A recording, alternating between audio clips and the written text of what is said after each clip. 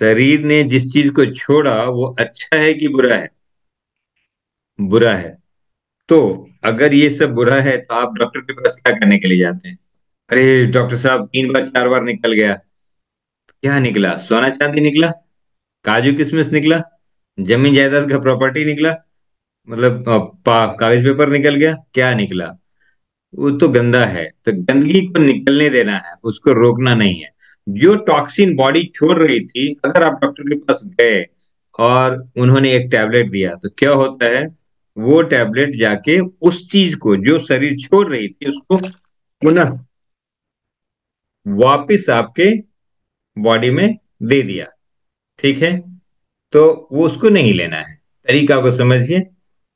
बस इतना अगर समझ गए तो हो गया। आपको शरीर के अंदर में जो चीज जा रही है उसको जाने नहीं देना है, उसको मतलब जो बाहर शरीर छोड़ रहा है उसको छोड़ने छोड़ देना है, बाहर जाने दीजिए, जाने दीजिए।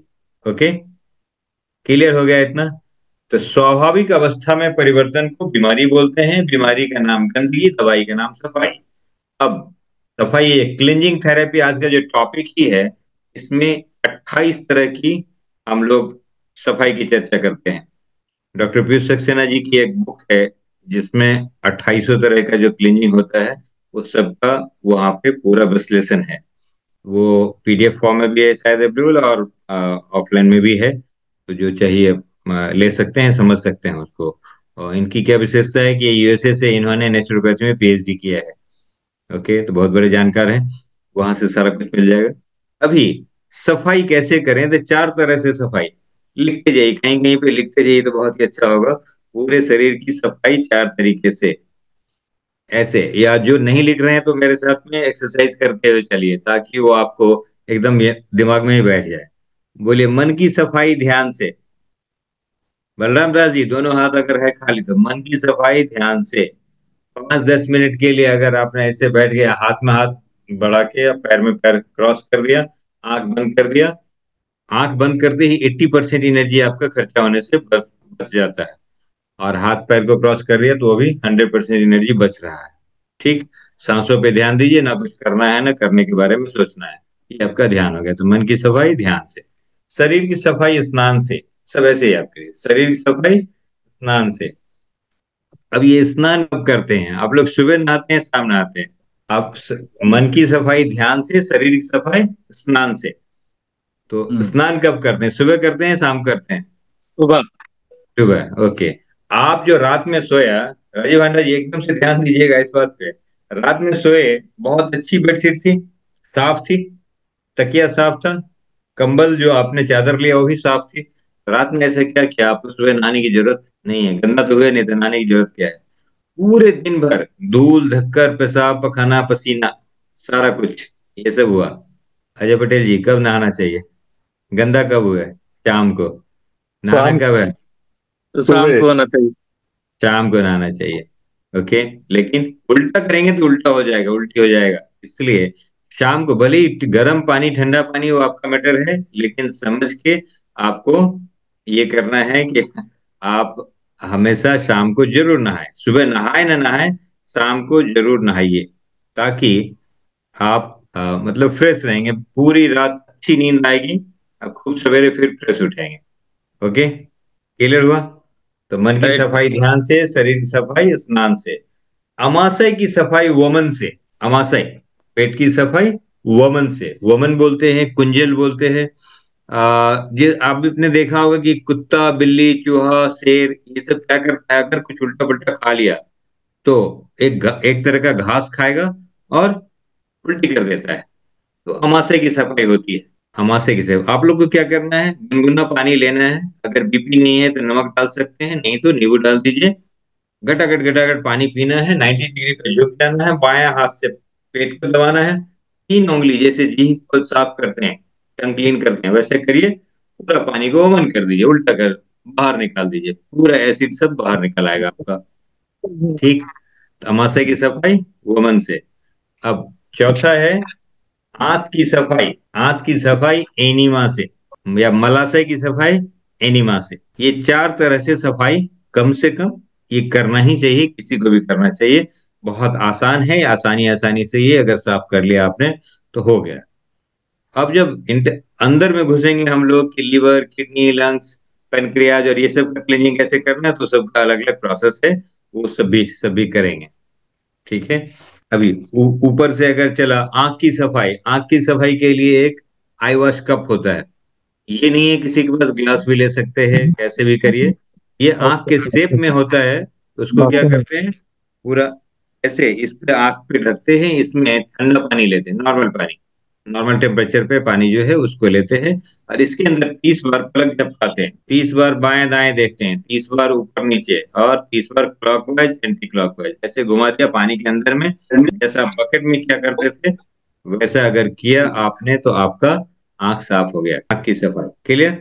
अभी ऐसे ही अगर नाक, कान, गला, इससे ऊपर की सफाई अगर करनी है, तो उसके लिए जलनेती पॉट होता है। इसमें गुनगुना पानी डालते हैं, मुंह से सांस लेते हैं, छोड़ते हैं, 45 डिग्री पे एंगल पे घुमाते हैं, एक नाक पे सेट कर दिया, दूसरे नाक से पानी निकलना शुरू होता है।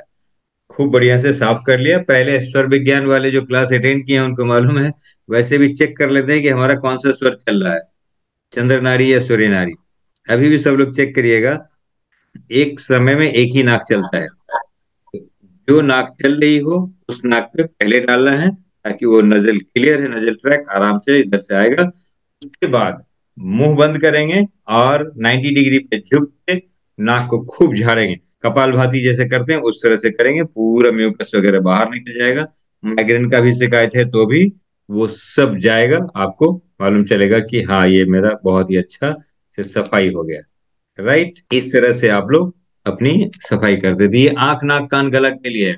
बहरापन है तो भी, आंख में तकलीफ है तो भी, नाक, कान, गला, इवन सर्दी, खांसी, जुकाम, स्नोफीलिया, ब्रोंकाइटिस, साइनोसाइटिस, जो भी कुछ दमा, वो सब के लिए ये रामबाण है। कोरोना काल में सह्याद्री हॉस्पिटल वालों ने इसको दावा किया था कि अगर किसी ने इसको यूज किया और उसको कोरोना हो गया तो जो भी खर्चा लगेगा वो हॉस्पिटल बेयर करेगा, और किसी को नहीं हुआ, क्योंकि ये बहुत ही पावरफुल चीज है। इसको ऐसे यूज करना है। तो आंख, नाक, कान, गला का हो गया। अभी आई क्लीनिंग वहां पे होता है जब आप कैंप कहीं पे अटेंड करते हैं, तो उसमें आंख के ऊपर में एक हल्दी पानी ऐसे करके मिला के दिया जाता है, कॉटन में शोक करके आंख पर में रख दीजिए। अगर कुछ नहीं है तो बकरी हीरा को काट के डाल दीजिए आंख के ऊपर में, वो भी आपको आंख को शूटिंग इफेक्ट देगा, बहुत अच्छे से ये काम होगा आपका। ठीक है। इसके बाद वोमन क्रिया हो गया। अब मलाशय की सफाई कैसे, एनिमा से। ये एनिमा अगर पिछले क्लास में किसी ने देखा हो, किसी भी नेचुरोपैथ के पास में ये होता है, वो लेके कर सकते हैं। ये इस तरह का एनिमा पॉट होता है, जो 1 लीटर 1.5 लीटर का होता है, और इसमें कनेक्टिंग पाइप होती है। इसको 3 से 4 फीट ऊपर में लटका देते हैं। लटकाने के लिए यहाँ पे नेल लगाने के लिए है, या रख देते हैं, जो भी आपको सुविधा होता है। ये 4 फीट लंबा वायर होता है इसका, जिसमें पाइप में पानी इधर डालते हैं, इधर से निकलता है। ये कैथेटर लगाते हैं। इसके ऊपर में, ऊपरी भाग में थोड़ा सा लुब्रिकेंट देते हैं, जो हाथ में लगा दिया और वही मलद्वार में लगा। ये अगर साफ हो गया तो बहुत अच्छे से ये इसको खोल के फिर रख लेते हैं, साफ करके रख लेते हैं, हो गया। जब ये पानी इधर गया तो दाहिने हाथ को भिगाते हैं और क्लॉकवाइज एंटी क्लॉकवाइज ऐसे घुमा दिया, आपका कोलोन अच्छे से साफ हो गया। आपको बताऊं कि कोलोन क्लींजिंग क्यों जरूरी है। एक डॉक्टर हुआ करते थे, डॉक्टर डब्ल्यू डी वॉकर, उन्होंने लिखा कि डेथ बिगिंस एट कोलोन। अगर कोलोन आपका ठीक है तो बीमारियां आपकी बिल्कुल ठीक है। तो अगर इसको देखें, इस चार्ट को ठीक से देखें, ये है हेल्दी कोलोन, ये जो आप सामने में देख रहे हैं, लेकिन इस साइड जो देख रहे हैं वो सब बीमार कोलोन है। इसमें कुछ पॉइंट्स है, यहां से अगर आप गौर करके देखें, यहाँ 42 नंबर पॉइंट है, जहां पे अगर मल चिपका है तो उस आदमी का शुगर कभी भी ठीक नहीं होगा। ओके। अगर वहां से मल निकल गया, मल गया निकल, जीवन हो गया सफल, ऐसे लिख लीजिए, मल गया निकल, जीवन हो गया सफल। ये 42 डिग्री, 42 नंबर पॉइंट पे अगर मल चिपका है तो उसका बीपी, शुगर, थायराइड, माइग्रेन, ये 4 बीमारी यहां से उत्पन्न होती।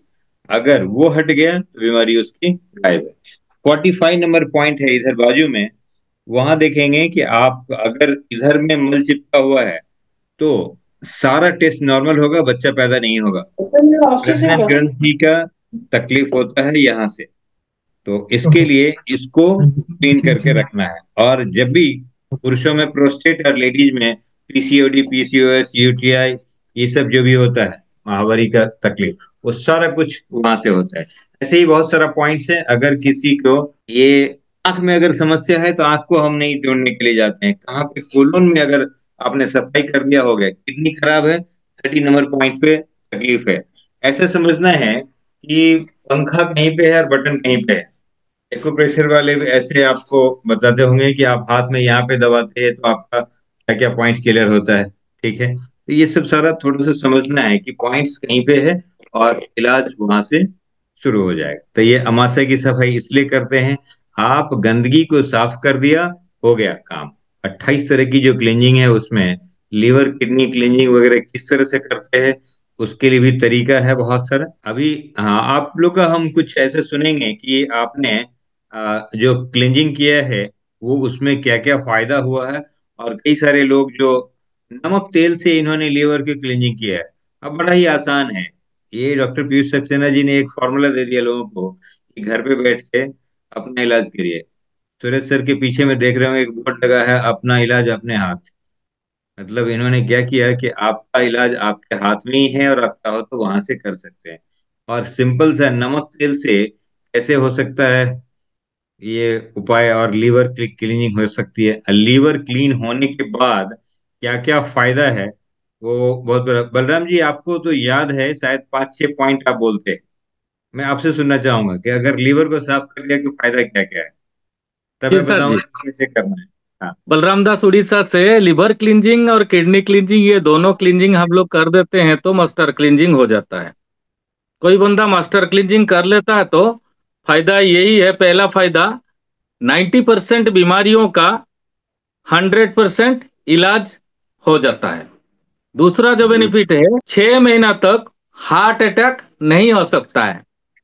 तीसरा बेनिफिट है, 5 से 10 साल पहले की एनर्जी वापस आ सकता है। चौथा बेनिफिट, जितने भी तरह गंदगी शरीर के अंदर में है, स्टोन्स है, गॉल ब्लैडर स्टोन हो, किडनी स्टोन हो, या आपका एलडीएल कोलेस्ट्रॉल, सबको बाहर निकाल देता है, जो कि हम अपना टॉयलेट में ऑलरेडी देखने वाले हैं।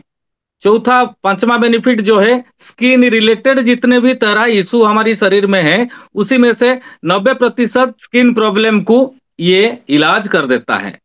और एक लास्ट जो बेनिफिट है वो वाला, जो निसंतान दंपति को संतान सुख प्राप्ति भी करवा सकता है, यही cleansing therapy. Thank you sir, यही क्लींजिंग थेरापी की फायदा। लीवर मास्टर है, आप ऐसे समझिए, सबसे बड़ा ऑर्गन बॉडी का। अगर मोटर ठीक है तो टंकी में पानी आराम से जाता रहेगा। तो लीवर को अगर आपने ठीक किया तो बहुत सारा बीमारी ऐसे ही चला जाएगा। शुगर वाले, बीपी वाले जो भी कोई हैं, जिस दिन आपने लीवर की सफाई करी है उस दिन आपको वो दवाई खाने की जरूरत नहीं है। ऐसे भी लीवर क्लीनिंग में आपका बीपी और शुगर डाउन होगा। अभी नमक तेल से कैसे करते हैं, एक देसी फॉर्मूला ऐसे बता देता हूँ। नमक होता है एक, राजीव हंड्रेड से बड़ा गौर से दिखेगा, ये मार्केट में आप ढूंढिएगा कि ये इप्सम सॉल्ट है, मैग्नीशियम सल्फेट नाम से आता है। ओके, ये मैग्नीशियम सल्फेट का डोज होता है कुछ उम्र के हिसाब से 1 ग्राम पर केजी वेट, ऐसे करके देते हैं। पानी में मिला के इसको पीना होता है। उसका प्रॉपर प्रोसीजर है, वो प्रोसीजर के लिए बुकलेट्स है, वो सब सारा आपको दिया जाएगा। जो भी कोई इंटरेस्टेड, जिन्होंने आपको इनवाइट किया है, वो सब सारा पूरी क्लीनिंग थेरेपी को यहाँ पे पूरा एक्सप्लेन किया गया है। और आप चाहें तो हाई करने से आपको पीडीएफ फॉर्म में मिल जाएगा घर पे, नहीं तो जो बाजू में है आपके, वो आपको दे सकते हैं, प्रोवाइड करेंगे। नमक से 2 बार नमक, 6 बजे 8 बजे नमक लिया जाता है, और रात में 10 बजे तेल। अगर बोलेंगे नमक तेल से कैसे, तो ये एक्स्ट्रा वर्जिन ऑलिव ऑयल होता है, जिसको कि आप लोग सलाद में ऐसे ही कच्चा छिड़क के खाते हैं। ओके, सलाद के साथ में ऐसे ले रहे हैं। इसको कुक नहीं किया जाता, एक्स्ट्रा वर्जिन है, बहुत ही पावरफुल है। इसको ऑरेंज जूस के साथ में 175 ml एक साथ में मिला के, और 175 ml ऑरेंज जूस ऐसा मिला के पी सकते हैं। तो 10 बजे रात में पी के दाहिने करवट सो लिए, क्योंकि लीवर दाहिने तरफ है, पूरी रात ये लीवर पे काम करता है और सारा जो भी उसमें गंदगी है उसको फुला कर रखता है। ऐसा समझिए, सुबह में जब फिर 6 बजे में एक रोज लेते हैं ये, तब जब आप पॉटी जाते हैं तो उस टाइम में उल्टी उल्टी करके देखेंगे, मटर के दाने के बराबर बाहर निकलता है। तो वो आपका अगर गॉल ब्लैडर स्टोन्स है वो निकलेगा। पहले एक्चुअली लिवर स्टोन होता है, लिवर स्टोन निकलता है। आप बोलेंगे आज तक तो लिवर स्टोन सुना नहीं, किसी एमबीबीएस से नहीं सुनेंगे कि लिवर स्टोन भी होता है ऐसा। पहले लीवर में स्टोन भरता है, उसके बाद गॉल ब्लैडर में जाता है, राइट। तो ये इसको, ये मतलब वर्ड प्रचलित नहीं है और लोग बाग नहीं बोल पाते हैं। लेकिन लीवर की सफाई हो गई तो सारी सफाई हो गई और अच्छे से काम होता है। तो वो हो गया। फिर 8 बजे में जो बचा हुआ 75 ml है, वो ऑलिव ऑयल और उतना ही ऑरेंज जूस पिला के फिर 20 मिनट आधा घंटे के लिए दाहिने करवट सुला देते हैं। और लास्ट डोज एक और पाउच मैग्नीशियम सल्फेट की 10 o'clock दे देते हैं। हो गया। इतनी देर में किसी का 12 बार 15 बार, किसी का 20 22 बार भी तो ऐसे टॉयलेट जाता है, पॉटी आती है। अगर जिसको जितना गंदगी है वो बाहर निकलेगा, घबरना नहीं है। उस दिन अभी पहले बोला हमने कि जो आप निकल रहा है वो अच्छा चीज तो नहीं है, सोना चांदी तो नहीं निकल रहा है।